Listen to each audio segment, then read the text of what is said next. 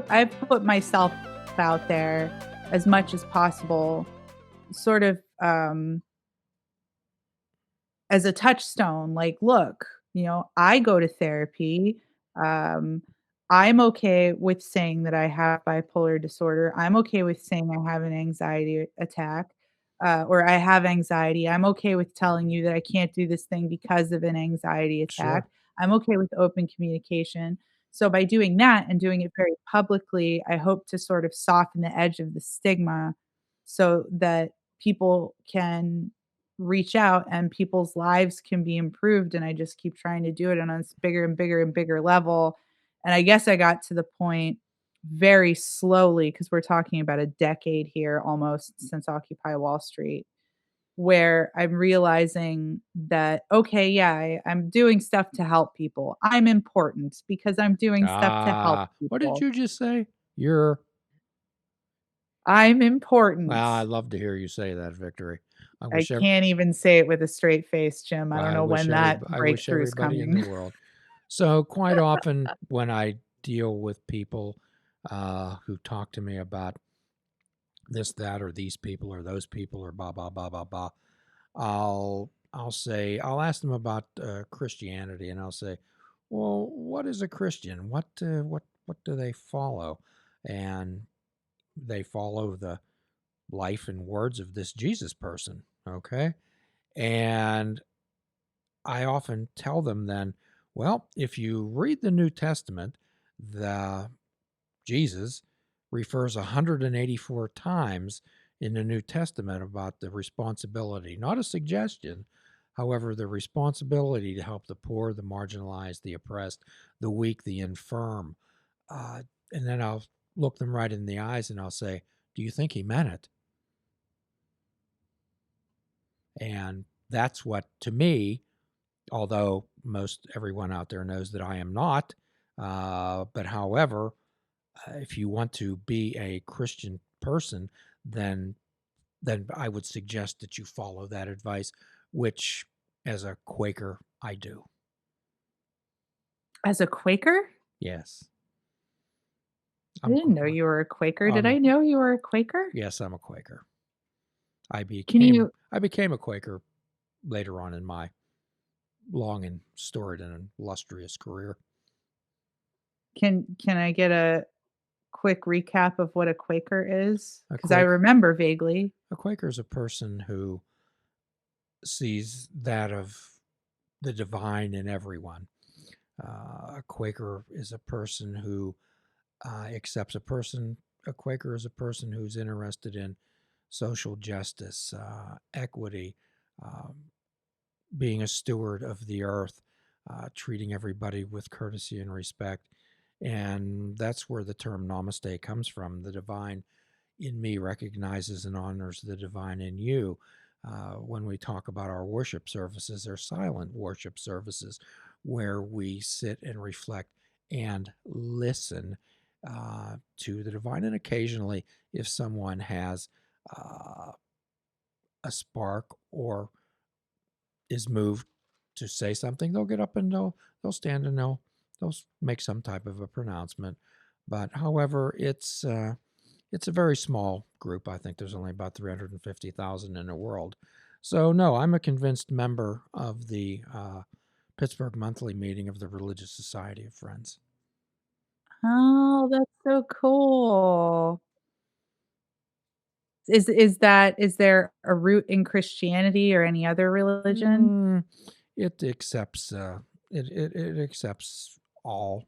There's Christians in it. There's Buddhists. There's Wiccan people. There's uh, as long as we work together for the same type of purpose, that we're there to be non-judgmental, to hopefully see the divine, that of the divine in everyone, and work toward peace. That reminds me of the Unity Center. Do you know about the Unity Center of Pittsburgh? Yes. It's a lot of other places too. So the Quakers have groups like groups for against institutionalized racism, environmental groups, groups for social justice, uh, those type of those type of organizations that have that type of focus. You know, no more. Quaker is a good title for that. I love it. Yeah, yeah, yeah. So actually, Quakers were part of the original civil disobedience type of movement. They were organized in England in the 1600s by a individual by the name of John Fox, and they were persecuted because they refused to join the army. And what George Fox told the king was, "Have no concerns. We're not going to fight against you. However, we're not going to fight for you either."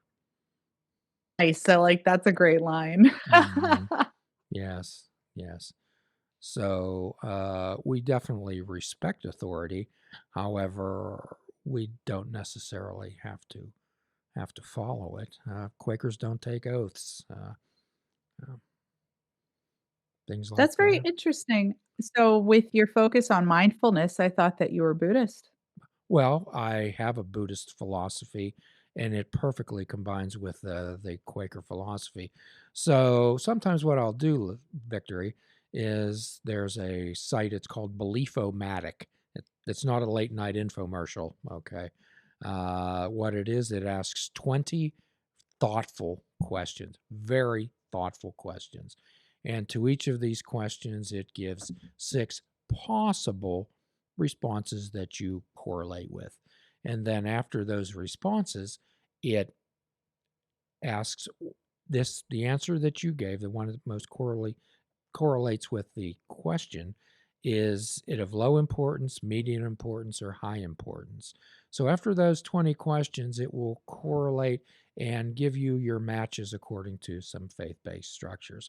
Mine turned out to be 100% match with Reformed Judaism, 97% match with liberal Quakerism, and then Buddhism, and then Unitarianism. Oh, I'm totally taking this test. I already pulled it up on my phone. I'm so excited. Yeah, it's good. And Reform Judaism. So, and again, if we're looking at getting back into this, I love the way the Catholic Pope approaches things. When he was asked about gay individuals, his answer was, "Who am I to judge? Mm, Who am I to judge? beautiful. Who am I to judge?" And he recently, which really shook up the Catholic Orthodox world, and he recently hosted a group of families of their children, trans and gay individuals, and he assured them that God loved their children just the way they were. This most recent pope has been a pretty progressive pope, yes? Indeed, and one of his in his first address to the Curia, which is a group of uh, cardinals and whatever in the authoritarians in the Catholic Church, his first address to them was, he addressed them stating, "You have lost your way." Wow. I'm surprised you got the gig. Well, I'm sure there were many of them who regretted voting for him. I like to think that in reality, what is reality? I don't know. It's your brain's best guess. Yes, exactly. So my brain's best guess is that, we're all worshiping the same God, or all of these religions are worshiping the same God, Yes. and I like to just very nonchalantly say, these theories that I have, that we are God, we're God's human expression on earth, and God is actually consciousness. That's my theory. Well, and again, that goes to the Buddhist concept of so hum, I am that. We're all connected. We're all part of the same energy. So, Bible's Jesus was always being approached by the scribes and Pharisees. They would go to him and they'd try to trip him up on the law. Okay, and there were, Moses had over 540 laws, and they asked him what the 2 greatest commandments were, and what he said was, "Love the Lord your God with your whole heart, your whole soul, and whole mind, and love your neighbor as yourself."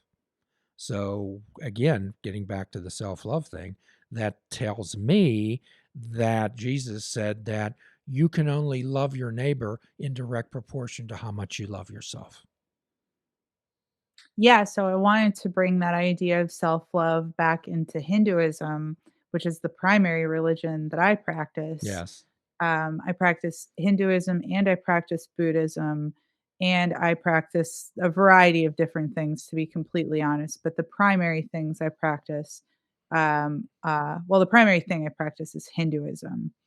And one of the things that I really love about Hinduism, and one of the things that it really gravitates me toward that specific practice is artha.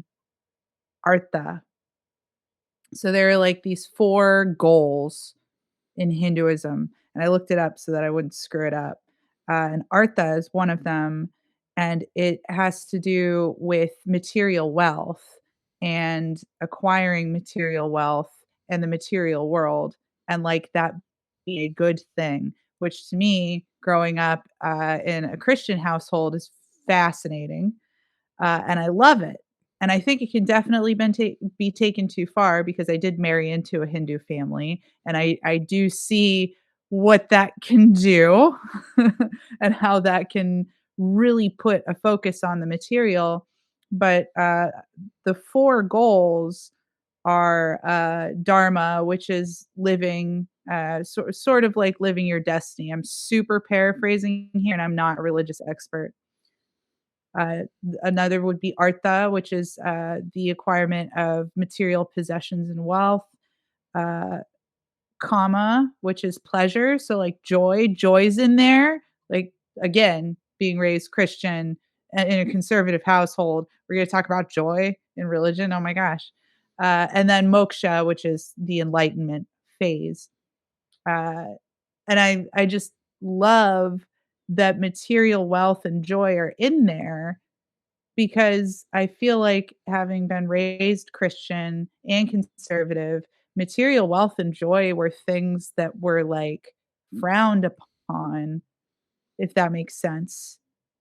Not that being rich is frowned upon, but, like, you there's always this, at least in my family, uh sort of an overemphasis on being humble. I think I was raised in this way where it was like, "Oh, you need to be humble, you can't want too much," and all of this stuff that I think really put tons of limiters on me when it shouldn't have, when I should have been encouraged to achieve infinitely and gather whatever wealth I wanted. Some of the wealth stuff, though, was on me because, I mean, again, as someone who's been very involved in Occupy Wall Street and against the upward transfer of wealth, big corporations, big banks, et cetera, et cetera.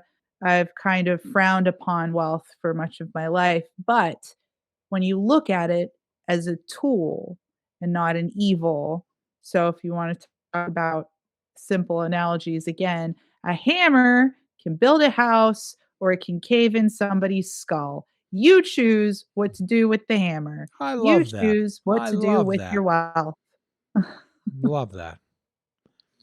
So, one of the often misquoted statements of the St. Paul person was that money is the root of all evil. That's Mm. what's quoted often. However, that's not the complete sentence, Victory. The complete sentence is the love of money is the root of all evil. Ooh, yeah, I don't love money. That is the complete sentence, which quite often isn't quoted. So Thomas Merton, one of my heroes, said that there's three evils. All the evils in the world can be traced to three things: greed, lust, and self love. And when we talk about self love, we don't talk about self nourishing love.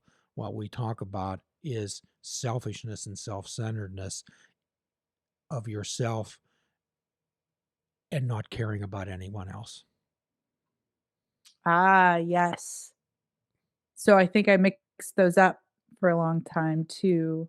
And that again goes back to that expectation of being humble, And maybe just being quiet and staying in your place and staying in your lane and not causing trouble and things like that. I also did go to Catholic school for a few Okay. years, All right. just for the record. Uh-huh.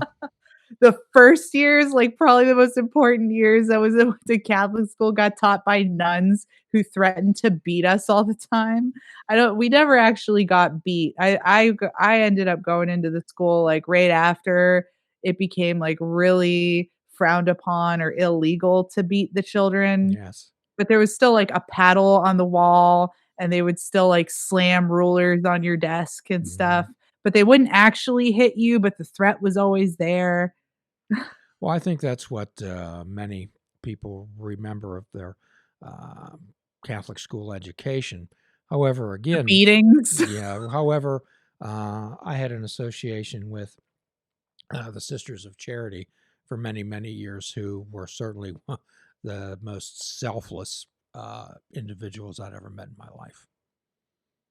Yeah, so I think that my upbringing kinda helps me with, a lot of having a lot of different practices and prayers in my life. So I was born and baptized Protestant, was Okay. born and baptized Lutheran, but then I went to Catholic school, which created some level of dissonance, um, because there were certain things I wasn't allowed to do because I wasn't Catholic, right? Yes. So I didn't as a child, a very small child, didn't really see a huge difference or didn't recognize some of the differences, and to this day, still feel like it's the same God, calm down, I get it, your dogmas are a little bit different, things of that nature, um, but I think that acceptance, uh, because it can be very unaccepting, but my family didn't like, there wasn't that unacceptance there. So my father, Lutheran, my mother, Catholic. My mother, Catholic, converted to Lutheran to marry my father in our church, which recently closed in my hometown, which is actually quite sad because we went there a lot. And my grandfather did some of the work on the church, if I'm correct. So it's sad to see something like that, in my opinion, go away. um, I hope they keep the integrity of the building, like, they keep the structure. I'm not entirely sure what's going on with that. There's a whole diocese involved, and it's not really mine. I don't know, it's weird, Jim. I'm gonna derail this completely, like, my my family sold my grandmother's house that my grandfather built, and I Okay. just thought that was the weirdest thing in the whole world. And then they closed this church. It's been the diocese closed this church Yes. that's been around forever, and it's like, how is there not anybody who wants to take a like, I don't, obviously, I'm not one of them, but how isn't there someone who wants to take the torch? How are these things just I have so many cousins, it's ridiculous. I have, 4 aunts and uncles, I think I'm counting them correctly. Um, and they had a bunch of kids, and they had a bunch of kids, and and nobody took grandma's house? Uh, How did anyone take grandma's house? well, This is just mind-boggling to me, I don't know. we can be great avoiders of responsibility, Liz. And I know when people talk to me about spirituality, I tell them that I follow the 12-step concept of a higher power and the simple concept of do the next right thing. And in the DBT world list, that's known as making wise mind choices. Mhm. Well, I believe that you and I could probably talk the rest of the evening. And you are certainly one of the best friends I've had, although we've known each other briefly in time. And I want to invite you that you always have a place here. You always have a seat at Fishing Without Bait. You always have a seat with us. You always have a place to go. You're always welcome here. And Liz, I love you. And I wish you absolutely nothing but happiness.